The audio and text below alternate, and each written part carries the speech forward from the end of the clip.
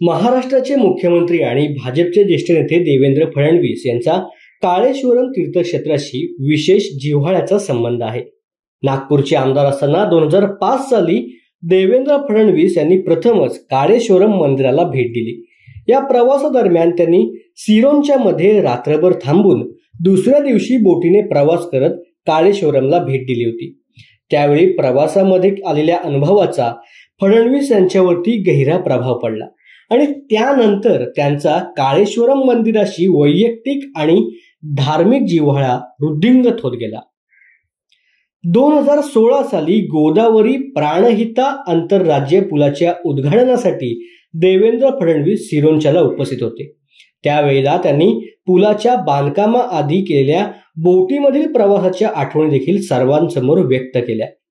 फडणवीसांनी काळेश्वरम तीर्थक्षेत्राच्या महत्त्वावरती भाष्य करत महाराष्ट्र सरकारकडून देखील या तीर्थक्षेत्राच्या विकासासाठी योगदान देण्याची इच्छा देखील व्यक्त केली।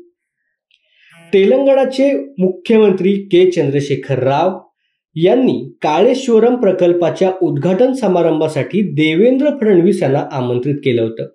या कार्यक्रमानंतर फडणवीस यांनी मंदिराला भेट दिली, काळेश्वरा मुक्तेश्वर स्वामींची पूजा केली आणि पवित्र स्नान करून त्यांचे आशीर्वाद घेतले।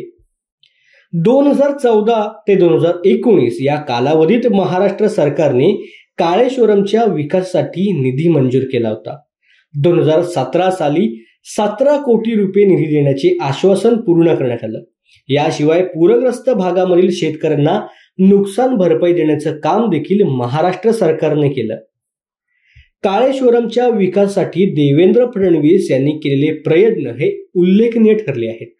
या तीर्थक्षेत्राच्या उन्नतीसाठी राबवलेल्या विविध उपक्रमांमुळे तेलंगणामधील अनेक भागांचे रूपांतर हे घडून आलंय। काळेश्वरम तीर्थक्षेत्राशी देवेंद्र फडणवीस यांचा जिव्हाळ्याचा आणि धार्मिक संबंध असल्याचं आपल्याला पाहायला मिळतं। त्यांच्या नेतृत्वाखाली काळेश्वरमच्या विकासाला वेग आला। त्याचा फायदा महाराष्ट्र आणि तेलंगणा या दोन्ही राज्यांना झाला।